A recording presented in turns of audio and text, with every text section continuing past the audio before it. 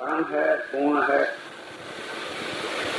और जीव जो है वो अल्पज्ञ, आत्मा सर्वज्ञ, परमेश्वर सर्वज्ञ। इसलिए जीव में वो शक्तियां नहीं हैं जो आत्मा। जैसे समुद्र की एक बूंद को हम लें तो उसमें गुण तो सब समुद्र के होंगे, लेकिन शक्ति सब समुद्र की नहीं। बूंद में और चीजें जो समुद्र में है उसमें ही उतना ही नमक जो कुछ हिसाब से है वैसा उसमें भी मिलेगा, लेकिन जो समुद्र में शक्तियां हैं वो उस बूंद में नहीं रहे। इसी तरह से हम सब जो है उस आत्मा के ही बूंद, आत्मा के ही अणु। जैसे पृथ्वी अनेक अणुओं से बनी हुई है, इसी प्रकार वो हम भी उस आत्मा के अणु हैं और आत्मा हम ही सब मिलकर के एक आत्मा है, ऐसा शास्त्र।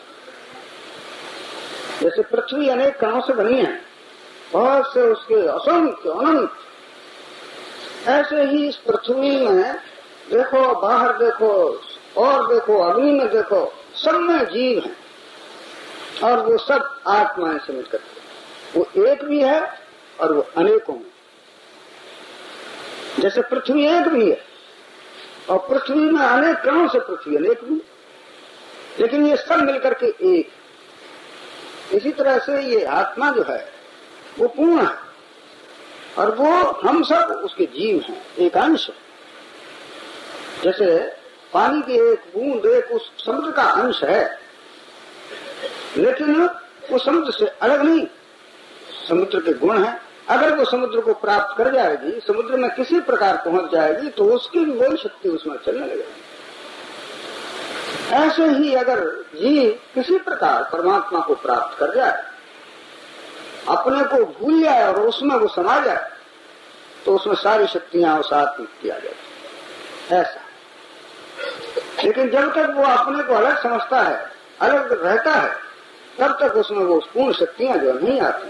कुछ थोड़ी बहुत फर्क पड़ जाता है, कुछ मेहनत करता है, अच्छा पढ़ा लिखा हो गया और कुछ हो गया, लेकिन आत्मज्ञान है, आत्म शक्तियां जो हैं वो उसको प्राप्त नहीं। जब तक कि वो पूर्ण में जाकर के अपने को मिले।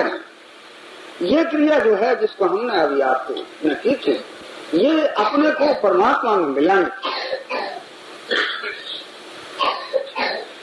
जब हम धीरे धीरे, जैसे हमारे विचार अलग हैं, हमारे नाम हैं, हमारे रूप हैं, हमारे सब कुछ हैं, अलग अलग हैं, तो हम उससे बिल्कुल अलग से प्रतीत होते हैं।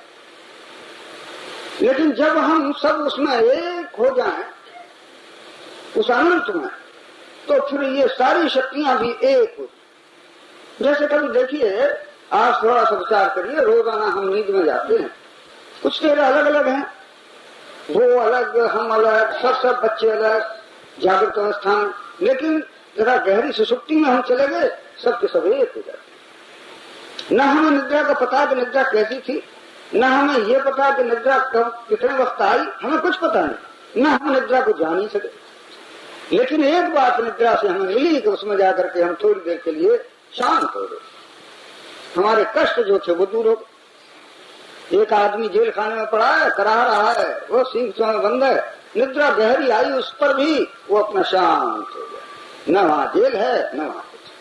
एक आदमी अस्पताल में पड़ा है, बहुत दुखी है, चिल्ला रहा है, नींद आ गई गहरी, कहीं दुख दर्द नहीं।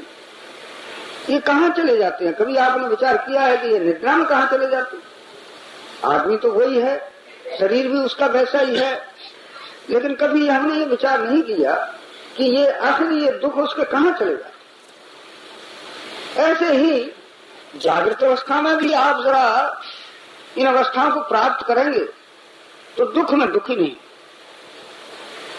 दुख तो ऐसा प्रतीत होगा कि हाँ ये दुख है, लेकिन उसमें दुखी नहीं हो। दुख का आना और बात है, दुखी होना और बात। इसलिए जो मनुष्य इस आत्मज्ञान को प्राप्त कर लेते हैं वो फिर उन दुखों में दुखी नहीं होते। अनेक दुखों में भी उनमें आपने देखे हैं, जितने अच्छे अच्छे चरित्र उन महात्माओं के पढ़े होंगे, कि वो उनकी खालें खींच ली गई, किसी को जेल खाने में डाला गया, किसी को गर्म तवों पर बैठाला गया, कहीं जाने कितने कितने उनके साथ ऐसे अभद्र व्यवहार किए गए, दुख दिए गए, लेकिन वो शांत रहे।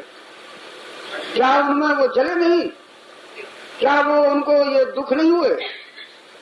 ये दुख हुए, उनका शरीर भी जला, लेकिन वो एक ऐसी अवस्था पर थे कि जहां उनको उस कष्ट में, हम देखते हैं यहाँ बहुत से उदाहरण ऐसे मिलते हैं। माताएं सती हुई, अपने पति के साथ बैठ गई। ये कोई साधारण बात नहीं। वो जलती जाती है, बातें करती जाती। जीवन का ये अजीब दृश्य हमारे सामने आता। वो माताएं कहाँ थी? कभी हमने विचार नहीं किया। सती हो गई, ठीक है, अच्छी थी, बहुत ही सती थी, ठीक है, अच्छा है, उसके लिए हम अच्छा सोचते हैं, ठीक।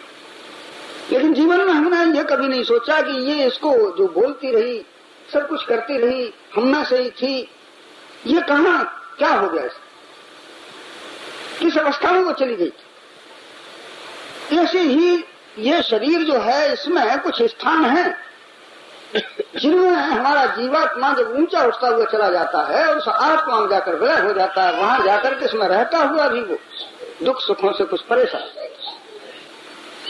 ये जहां उसका विचार ऊंचा उठा, आत्मा की तरफ गया, परमात्मा की तरफ वो पहुंचा, कि वो जाकर के उसमें विलय हुआ, दुखों से छूट गया। क्योंकि दुख क्या है, आप जरा सोचें। ये दुख न तो आत्मा को होता है, न दुख शरीर को होता है। दुख होता है दोनों के मिलने से, वहां मन बन जाता है। मन को दुख होता है और मन को सुख होता है। सुख और दुख, सु माने अच्छा, ख माने इंद्रिय, जिनको इंद्रिय अच्छा समझ, ख माने मन। दुख जो माने बुरा, ख माने इंद्रिय, इंद्रिय नहीं चाहती, मन नहीं चाहता, वो दुख। लेकिन इससे थोड़ा सा और ऊपर ज्ञान की अवस्था में मनुष्य चले गए, वो दुख और सुख में चले। इसलिए जब मनुष्य इनमें अपने को अर्पण करता है, अपने को मिलाता है धीरे धीरे, तो उसी को योग कहते हैं। योग ऐसी कठिन चीज नहीं है। माताएं भी उसको, हम उसमें योग में है क्या, जो हमारे विचारों के बीच में एक लाइन पड़ी थी, जो एक कागज समझो कि जो एक पारस और लोहे के बीच में रखा था, उसको जरा सा हटा दिया। इसी तरह से हमारे बीच की जो स्थिति थी, मन, वो जरा हट गया, आत्मा की तरफ चला गया, जीव जो आत्मस्वरूप में। लेकिन इसका वो अपने आप हटा नहीं सकता, और वो अहंकार भी उसी को कहते हैं। हम अपने अहंकार को खो नहीं सकते, कितना ही प्रयत्न करें, कितना ही हम ध्यान लगाएं, लेकिन हमें अपना ख्याल रहेगा क्या, अभी हम हैं, हमारे अंदर बड़ी शांति है, हम ऐसे हैं, ऐसे हैं। लेकिन अभी समझो कि हम उसमें मिले नहीं। जैसे नींद में जाने वाला आदमी अगर ये कहे कि हाँ मुझे नींद आ गई, मैं अब सो रहा हूँ, समझो कि अभी ये नहीं सो जाएगा, तो फिर भूलेगा नहीं। इसी तरह से जो परमात्मा में लय हो जाता है, वो उस आनंद को प्राप्त,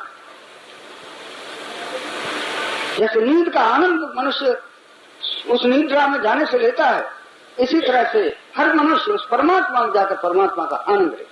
जान उसको भी नहीं सकता जो परमात्मा क्या है, आत्मा क्या है, क्योंकि वो ऐसी चीज है ही नहीं जो ज्ञान से जानी जाए। ज्ञान नीचे की चीज है, आत्मा ऊपर की चीज है। इसलिए जो मनुष्य इस ज्ञान से भी ऊपर निकल जाते हैं, वो जाकर के उस परमात्मा में थोड़ी देर के लिए ठहर जाते, मिल जाते, और मिल करके वो निकलते हैं, तो फिर उसी रस को, उसी ज्ञान को लेकर के निकलते हैं। इसलिए वो व्यवहार में भी जाकर पक्के हो जाते। जब तक मनुष्य उस आत्मज्ञान को प्राप्त नहीं करेगा, तब तक जीवन में सोची हुई चीजों को जैसे वो सोच रहा है कर नहीं सकता। जैसे 5 यम बताए शास्त्र में कि तुम ऐसे बनो, अहिंसा, सत्य, अस्त्य, ब्रह्मचर्य, अपरग्रह, ये 5 बताए भाई जीवन को ऐसा बनाओ, तो तुम दुखी नहीं होगे और दुखों से बचे रहो। दुख के रोकने के लिए उपाय भी उन्होंने लिखे हैं कि भाई ऐसा करते रहोगे तो तुम्हें दुख नहीं आएंगे। जैसे उन्होंने पहले लिखा अहिंसा। अहिंसा वो है किसी को हम दुख न दें, क्योंकि ये दुख लौट करके फिर हमारे पास आने को है। आप ऐसा न समझे कि हमसे बह जाएगा। ये एक वो आवाज है जो हम चौड़े में देते हैं, लौट करके फिर हमारी तरफ आती है। महाराज दशरथ ने कहा था, ये वो मरने को हुए थे, कौशल्या से कहने लगे कि अब मेरे प्राण निकलने को हैं, लेकिन मुझे अब एक कथा याद आती है, मुझे एक घटना अपनी याद आती है। मैं शब्दवेदी बाण की चलाने की क्रिया सीखता था, रात्रि में बाण छोड़ता था, तो वो उसका अभ्यास कर रहा था। एक दिन रात्रि में मैंने एक पेड़ पर चढ़कर अभ्यास करना शुरू किया। एक सरोवर में कुछ आवाज आई, मैंने वो बाण मार दिया। वो बाण जो था जब उसके जाके लगा तो राम राम कह करके वो आदमी था वो गिर पड़ा। वो मुझे बड़ा दुख हुआ, अंधेरा था। मैं भाग करके गया तो देखा कि श्रवण कुमार नाम का वो छत्री बालक है और वो करा। मैंने जाके उससे क्षमा मांगी, भाई क्या हुआ, मुझसे गलती हो गई। उन्होंने कहा जो कुछ हुआ सो तो हुआ, अब मेरे प्राण तो निकलने को है, लेकिन एक काम करिए कि आप जाकर, मेरे माता पिता यहाँ पर हैं थोड़ी सी दूर पर, वो प्यासे थे, मैं पानी लेने आया था और वो प्यासे पड़े हुए हैं, इस वास्ते तुम जाकर के जल्दी उनको पानी पिला दो। बस मैं उनको तीर्थ कराने के लिए लाया था। तो वो कहते हैं कि मैं फिर पानी लेकर के उनके पास गया। कहने लगा पिताजी पानी पी लीजिए। कहने लगे श्रवण कुमार है तू? तो नहीं, श्रवण तो इस तरह से मेरे हाथ से मर गया, मैं दशरथ हूँ। तो कहा अब हम पानी पी कर क्या करेंगे और जी करके ही क्या करेंगे, ऐसा कह करके उन्होंने प्राण छोड़ दिया और ये कह गए कि जा तू भी अपने पुत्र के वियोग में ही मरेगा। वो घटना मुझे अब याद आ। इसे निश्चय है कि जो हिंसा करते हैं, जो बुरे कर्म करते हैं, जैसा ही हम सोचते हैं वो हमारे सामने भी आ गए। ऐसा न सोचें कि हम इसको कर रहे हैं, बुरे कामों को कर रहे हैं, किसी को दुख दे रहे हैं, ये हमारे पास नहीं आवेगा। निश्चय है कि वो लौट करके आवेगा। इसलिए जरा सोच समझ करके काम करें। अगर दुखों से बचना है तो दूसरे को दुख भी न दें। दूसरा उन्होंने लिखा है सत्य। जीवन के लिए सत्य परम आवश्यक है। अगर असत्य बोलोगे तो भयंकर दुखों में फंस जाओ। हर वक्त भय रहेगा, हमने वो असत्य बोला है, उसका नतीजा क्या मिलेगा। सत्य तो संभव है कि तुमको कष्ट सहने पड़े, लेकिन हृदय पवित्र है, हृदय में एक शांति रहेगी। मैंने सत्य का आश्रय लिया। अस्ते तीसरा उन्होंने लिखा चोरी मत करो, क्योंकि चोरी करने से दूसरे को दुख होगा, इसलिए वो दुख तुम्हें भोगना पड़ेगा। तो दूसरे की चोरी करना पाप, विचारों की चोरी करना पाप है। तुम्हारा हृदय जो है वो कलुषित रहेगा। अहिंसा, सत्य, अस्ते, ब्रह्मचर्य, जीवन को नियमित बनाओ। अगर तुम अपने में शक्ति नहीं रखोगे तो उस ऐसे समझो जैसे किसी नदी के किनारे का वृक्ष, वो जाकर के कभी न कभी उखड़ के गिर पड़े। पांचवा रखा अहिंसा, सत्य, अस्ते, ब्रह्मचर्य, अपरग्रह। जीवन को भारी मत बनाओ, बहुत सी चीजों से, बहुत से विचारों से इसको मत ला दो, नहीं तो ये दुख ही दुख दिखते रहेंगे, कभी शांति जीवन में नहीं आ सकती। थोड़ी देर के लिए हल्के हो जाए, वो चीजें रखो जो अपने जीवन के लिए आवश्यक हैं, अधिक चीजों का संग्रह मत करो। तो ये चीजें उन्होंने बतलाई, दया है, धर्म है, इन चीजों को तुम अपने साथ रखो, तब ये जाकर के हम हल्के होंगे और जीवन हमारा पवित्र है। उसके उन्होंने नियम भी लिखे जो योग शास्त्र में आए हैं। उन्होंने नियम भी लिखे कि ऐसा करना तो तुम चाहते हो मगर कर नहीं पाते। हिंसा की आदत पड़ गई है, हिंसा करते ही, और जीवन में जो खराब आदतें पड़ गई हैं वो चलती है, नहीं निकाल पाते। रोज लिख के टांगते हैं, रोज कोशिश करते हैं, रोज कसमें खाते हैं, नहीं हटती। उनके लिए तुम्हें क्या करना चाहिए, ये निश्चय समझो कि अगर किसी से बचना है तो किसी अच्छे का संग पकड़ो, किसी बहादुर की शरण लो जो तुम्हें बचा सके, वो परमात्मा, उसकी शरण जाओ। तो वो 5 नियम भी उन्होंने लिखे, शौच, संतोष, तप, स्वाध्याय, ईश्वर प्रणिधान। शौच कहते हैं पवित्रता में, शरीर से भी पवित्र रहो, मन से भी पवित्र रहो, वस्त्रों से भी पवित्र अपने को बनाओ, तो तुम्हारे जीवन में पवित्रता आने लगे।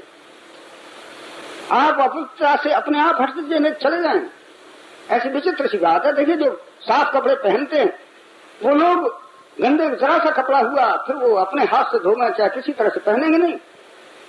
वो दूसरों के गंदे कपड़े भी पसंद नहीं करते। और जो साफ कपड़े पहनते हैं एक दिन जीवन में उनके अंतर में भी बात आवेगी कि मैं अंतर में भी साफ हूं, वो अंतर के मैलों को भी धोने की कोशिश करेंगे। इसलिए पवित्रता में संतोष, ईश्वर ने जो दिया है उस पर संतोष करो। तीसरी चीज उन्होंने शौच, संतोष, तप लिखा है।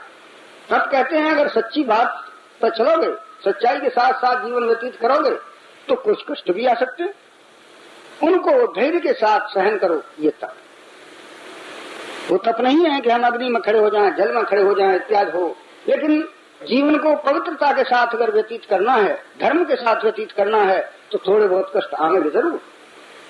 अभी एक शाम को भाई पूछ रहे थे, जैसे बात आई एक कसाई की गाय खो गई और वो भागती हुई हमारे आगे चली गई। अब हम क्या कहें, अगर बता दें उसे तो वो पकड़ेगा तो मारेगा, नहीं बताना तो झूठ हो गया। हमने कहा ऐसा क्यों करते हो, अगर तुम में हिम्मत है तो गाय बता दो कि ये खड़ी है और तुम उसे बचाओ, तब तो ठीक है। और झूठ साथ तुम क्या, झूठ कह दो कि नहीं गई, सच कह दो गई है, फिर तुम्हें क्या मतलब, इसे शांति क्या। जीवन में तो शांति जब है जब तुम उसको निर्वाह मिला, यूं कहने से क्या होता।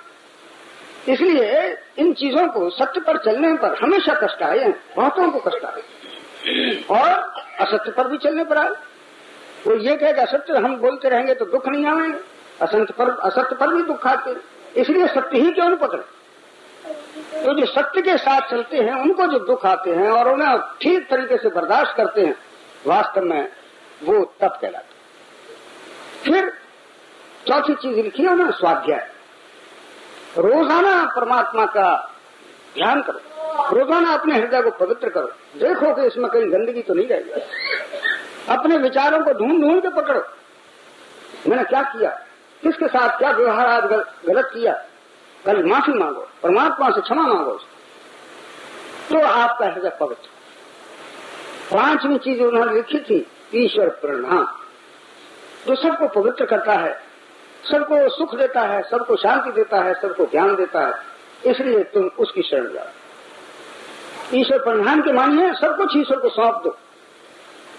एक तो वक्त ऐसा लाओ जीवन में, एक 5 मिनट का, जिसमें सारे बोझ तुम परमात्मा के अर्पण कर। कितनी बढ़िया बात। वो रोज कहीं जाएंगे नहीं, जैसे आपका रुपया है बैंक में जमा कर देते हैं, ठीक है दुखों से तो बचे हैं, लेकिन हम अपने इन दुखों को, सर के बोझ को तो पटक भी देते हैं, लेकिन मन के जो बोझ है उनको लटका ही रहते। कभी जीवन में ऐसा अवसर नहीं आता कि मन के बोझ को भी जो करके और गुरु महाराज के या भगवान के चरणों में रख दें और आप अलग कर।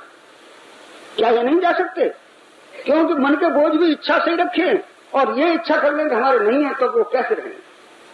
आप जरा सोचिए, वो कोई बोझ तो है नहीं, हमने अपने विचारों के बोझ ही उस पर टांग रखे, उससे वो दुखी है।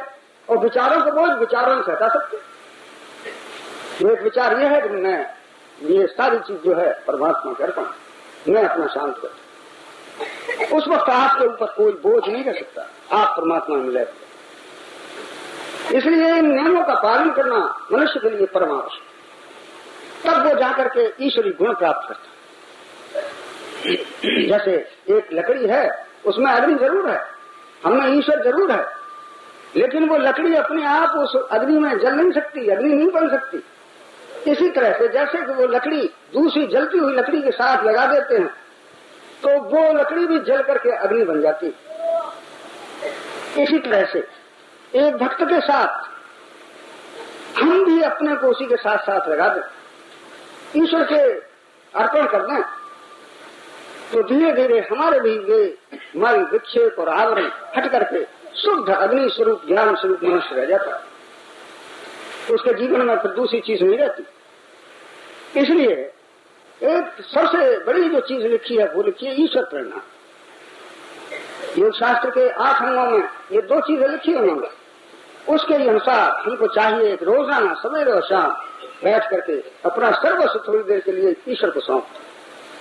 फिर एक बात और भी देखिए, जो चीज हमने भगवान को अर्पण की है वो कितनी सुंदर रहेगी, कितनी अच्छी हो। हम अपने बच्चे बीमार है, दुखी है या और कोई बात है, हम कुछ नहीं कर सकते, एक दिन हृदय से परमात्मा को सुपुर्द किया, आप ही इसकी रक्षा करें, देखेंगे कि जीवन में एक नई बात आवेगी, संभव है कि बहुत अच्छा ही हो जाए। जो प्रभु पर विश्वास करते हैं भगवान उनके सारे काम पूरे करते। ऐसे घटनाएं हम सुनते हैं, देखने हैं भैया, तो कुछ उस पर विश्वास किया जाए और अविश्वास के मारे हम बराबर दुखी रहते। आपने और बहुत सी घटना सुनी होंगी। विश्वास वाली एक घटना आपको सुनाना। नरसी एक अच्छे भक्त हुए। नरसी के जीवन की एक घटना है। नरसी जो थे बड़े काम फाम कुछ करते नहीं थे, भगवान का भजन किया करते थे। भाई ने भावज ने भी उनको अलग कर दिया था। वो अपने एक छोटे से घर में रहते थे, कुछ अपना थोड़ा सा काम कर लिया और अपनी रोटियां कमा ली, बस किसी से मांगते नहीं थे। अपनी मेहनत कर करा करके रोटी खाते, ईश्वर का ध्यान करते थे, भजन करते। ईश्वर पर उनका पूर्ण विश्वास था। लोग उनकी नहीं जानते थे कि ये कितना भक्त है। एक दिन उसी गांव में कुछ 5 संत, कुछ रुपया था उनके पास 500 के करीब, वो आए, कहने लगे कि हमें द्वारका जाना है और ये रुपया हमारे पास है, रास्ता बीच में खराब है, कोई हमसे छीन लेगा। तुम्हारे यहाँ किसी के हुंडी पर्चा होता हो तो हमारा ये रुपया जमा कर दे, हमें एक पर्चा लिख दे, द्वारका में जाकर के हमें रुपया मिल जाए। उन्होंने दिल्ली में ही वैसे ही सादा कह दिया, नरसी के पास चले जाओ, उनका लेन देन रहता है, वहाँ द्वारका में उनकी हुंडी पर्चा सब काम होता है। वो बेचारे अनजान थे। नरसी के दरवाजे पर पूछते पाछते पहुंचे। नरसी अपने ताप रहे थे, सवेरे का वक्त था, जाड़े का। ये लोग जाकर के बैठे, कहने लगे महाराज एक काम हमारा कर दीजिए, हम आए हैं आपके पास। उन्हें क्या कि ये 500 रुपए हैं हमारे, हम जाएंगे द्वारका, आप एक पर्चा लिख दीजिए हुंडी का, वो हमें कहीं जाकर के मिल जाए तो बड़ा अच्छा। अरे उन्होंने किसने कह दिया है, मेरा तो कोई नहीं है वहाँ द्वारका में। नहीं साहब, हमसे कह दिया है और ये भी कह दिया है कि वो बहुत मना करेंगे पर तुम मानना मत। तो हमें मालूम है कि आपके हुंडी पर्ची का काम होता है, आप लिख दी। आग्रह किया।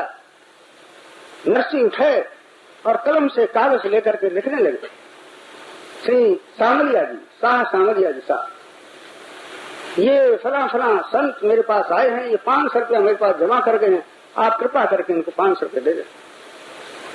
इतना भक्त, उसे विश्वास था कि इनका रुपया जाएगा। वो उस कागज को लेकर के चल दिए। ऐसा उनके जीवन में आया। उस कागज को लेकर के द्वारका पहुंचे, तलाश किया, सब जगह जा करते थे। कोई सामलिया शाह यहाँ पर सेठ हैं, पता कहीं नहीं, कोई नहीं है। बड़ी बड़ी कोठियों पर जाकर के पूछा, लेकिन कहीं भी कोई इस नाम का कोई शाह नहीं है, कोई सामलिया शाह नहीं है। बड़े निराश हुए, कहने लगे कि क्या बात हुई, आदमी तो सच्चा प्रतीत होता था लेकिन गरीब जरूर था, ऐसा तो हो नहीं सकता। उसने मना भी किया था लेकिन हमने ही जबरदस्ती से दे दिए थे। खैर जो हो, अब भगवान जाने, जो कुछ होगा। ऐसे करके वो शाम तक ढूंढते ढांढते नहीं मिला तो फिर मैं खाना बनाने के लिए तैयार हुए। कुछ मांग मूंग करके लाए। रोटियों में कोई अपना आटा गूंद रहा था, कोई साग बना रहा था। इतने में एक आदमी बहुत अच्छा सेठ के भेष में, कलम कान में लगी हुई, पगड़ी बांधे हुए, सुनते उनके किनारे आके खड़े हो गए पास। कहने भाई तुम कहाँ से आए हो? तो महाराज हम बहुत दूर से आए हैं। फिर कैसे, क्या बात है? तो क्या बताने, हमारे पास 500 रुपए थे, जूनागढ़ होकर के आए थे। नरसी मेहता एक भक्त मिले थे, उन्होंने कहा, लोगों ने कहा कि इनके हुंडी पर्ची चलते हैं, वो 500 रुपया हम उनको दे आए। यहाँ कोई नरसी वो शाह सामलिया शाह मिले नहीं, ऐसा हमारा 500 रुपया और चले गए। अरे कि मैं सवेरे से तुम्हें ढूंढ रहा, उसकी पर्चा मेरे पास आ गया, तुम जल्दी अपने 500 रुपये ले। ये कल्पना नहीं है, परमात्मा निकट से निकट सबके रहते। बहुत सी बातों को हम अपनी आंखों से देखते हैं जो जीवन में घटित होती रहती, लेकिन हम उन्हें भूल जाते।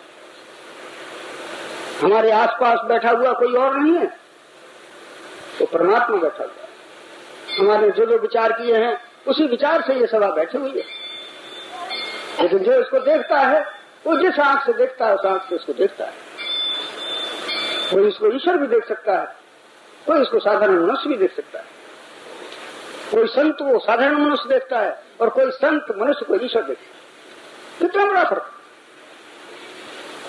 ये चमक, ये ज्ञान, ये शक्ति, ये शब्द क्या ईश्वर के सिवा कहीं और से आ सकते हैं?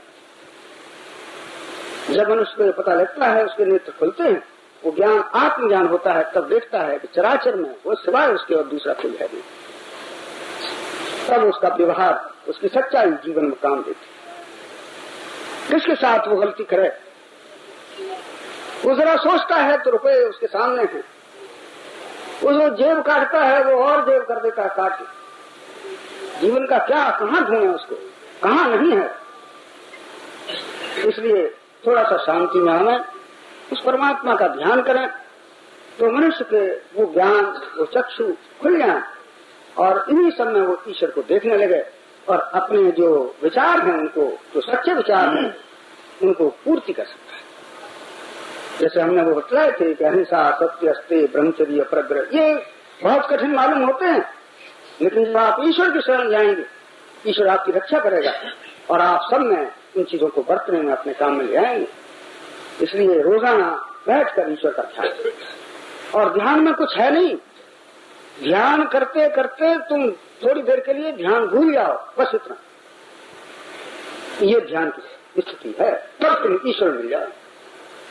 ये एकाग्रता से शुरू होता है और निरोध में जाकर समाप्त हो जाता है। ध्यान करते करते एक दिन ऐसा आएगा कि तुम भूलते जाओगे अपने, रोज बैठो आधा घंटा, एक दिन ऐसा आएगा कि धीरे धीरे धीरे धीरे तुम अपने को भूल जाओगे और ईश्वर में पहुंच जाओगे। ये रोजाना निद्रा में जैसे करते हो वैसा ये भी, निद्रा में तुम अपने जागृत अवस्था में रहते हो, निद्रा का ध्यान करते हो, धीरे धीरे धीरे धीरे एकदम निद्रा में पहुंच जाते हो। कोई प्रयत्न नहीं करना पड़ा। इसी तरह से अगर प्रयत्न करोगे तो निद्रा नहीं आएगी, उसमें कोई प्रयत्न नहीं करना है निद्रा के लिए, बस केवल अपने विचारों को धीरे धीरे निद्रा की तरफ ले जाना। इसी तरह से अपने विचारों को ईश्वर की तरफ, जब ईश्वर की तरफ हमारे विचार जाएंगे धीरे धीरे वो हटते जाएंगे, शांत होते जाएंगे और एक दिन ये इधर की दुनिया रह जाएगी और आप ईश्वर में प्रवेश कर जाएंगे। इतनी अच्छी क्रिया है। इसलिए हम सब लोग थोड़ा सा रोजाना इसका अभ्यास करें तो जीवन में ये आ सकती है। कठिन नहीं है, असंभव नहीं है, संभव है, लेकिन थोड़ी ऐसी है कि परिश्रम से, जरा उसके सहारे से, ईश्वर के से, गुरु के सहारे से ये सब